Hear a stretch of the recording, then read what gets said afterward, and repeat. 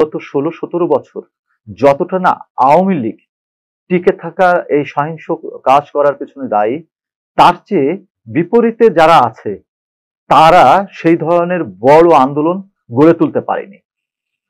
তারা পারেনি যারা এখনই নির্বাচন নিয়ে নানান রকম কথা বলছে এবং ৫ই আগস্টের পরে এই অল্প সময়ের ভিতরে যারা এই সরকারকে নিয়ে নানান ধরনের কথা বলছে। হ্যাঁ, এই সরকার নিয়ে, অন্তর্বর্তীকালীন সরকার নিয়ে আমার অনেক প্রশ্ন আছে।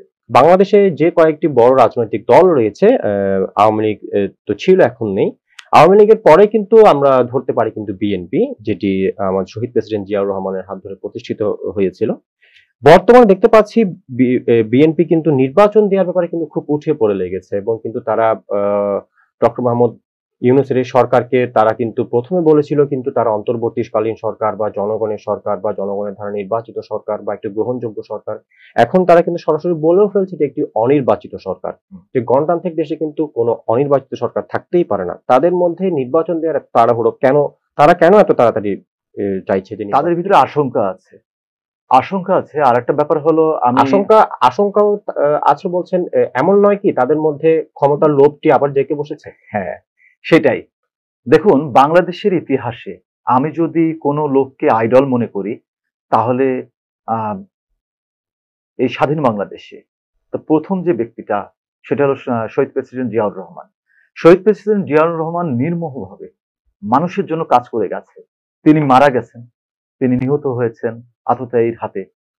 তার পরবর্তীতে তার দলটা যে প্র্যাকটিসটা করে গেছে, আমি আপনাকে বলতে চাই যে রাজনীতির মাঠে থেকে আমি যেটা দেখেছি, বিগত ১৬-১৭ বছর যতটা না আওয়ামী লীগ টিকে থাকা এই সহিংস কাজ করার পেছনে দায়ী, তার চেয়ে বিপরীতে যারা আছে তারা সেই ধরনের বড় আন্দোলন গড়ে তুলতে পারেনি।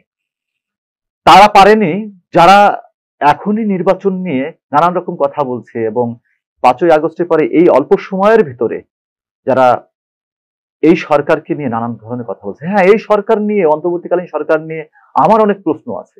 কিন্তু আমি তাদের বলতে চাই, আপনারা পারেননি বেগম খালেদা জিয়ার বাড়ির সামনে থেকে বালির ট্রাক সরাতে। আপনারা পারেননি রাজনৈতিক আপনার যে তৃণমূলে যারা আছে তাদের নিরাপত্তা দিতে। ৬৫ লক্ষ মামলা হয়েছে, অনেকেই তার জীবন শেষ করে দিচ্ছে, প্রচুর গুম, হত্যা, খুনের শিকার হয়েছে। সেই জায়গায় সেগুলোকে আমলে নিয়ে আপনাদের অবশ্যই ধৈর্য ধারণ করা উচিত ছিল।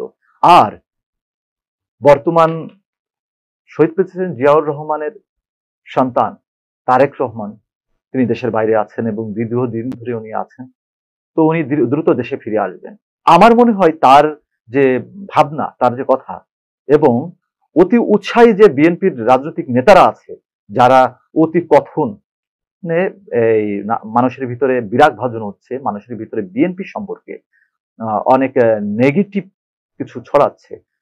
বিএনপির কিন্তু একটা দীর্ঘদিনের মজলুম একটা দল হিসাবে, এবং নেতাকর্মী যারা আছে তৃণমূলের, তাদের প্রতি মানুষের জনসমর্থন রয়েছে, এবং তাদের প্রতি কিন্তু সাধারণ মানুষেরও একটা ভালোবাসা ছিল বা আছেও।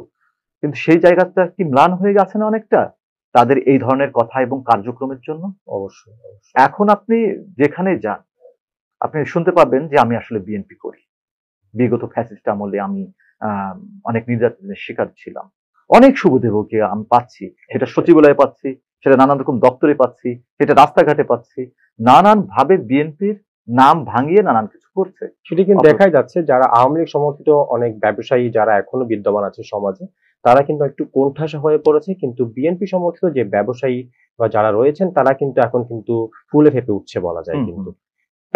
এবং আপনি যেটি বলেছেন বিএনপিকে একটু ধৈর্য ধারণ করতে হবে, সেই ক্ষেত্রে আপনাকে যদি একই প্রশ্নে আপনারা কথার ভিত্তিতে এবং এর আগে যেটি বলেছেন, বিএনপির অনেকেই তারা কিন্তু চাঁদাবাজি এগুলোতে যুক্ত হয়ে গেছেন, সেই হিসেবে নাম নিয়ে অনেকে অনেক কিছু করছে, আমরা দেখতে পাচ্ছি বিভিন্ন বাজারে বা বিভিন্ন বাস স্ট্যান্ডে।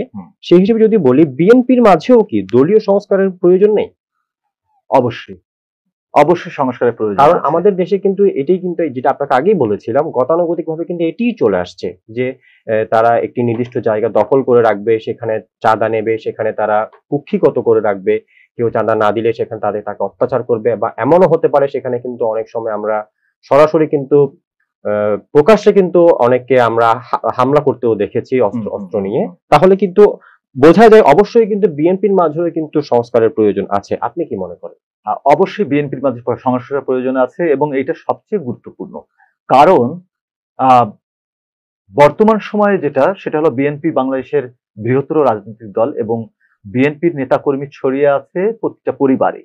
তো সেই জায়গায় যেটা হচ্ছে তাদের অনেক বেশি এমনও হয় কিন্তু একটি পরিবারে যদি 2 জন আওয়ামী লীগ হয় 2 জন বিএনপি, এমনও কিন্তু হয়। হ্যাঁ, অবশ্যই। তো সেই জায়গায় তাদের দায় আছে। যেখানে মানুষের আস্থা থাকে, কার উপরে আস্থা থাকে, যাকে নিয়ে মানুষ ভাবে, তো তার প্রতি আবার মানুষ বিরক্ত হয়।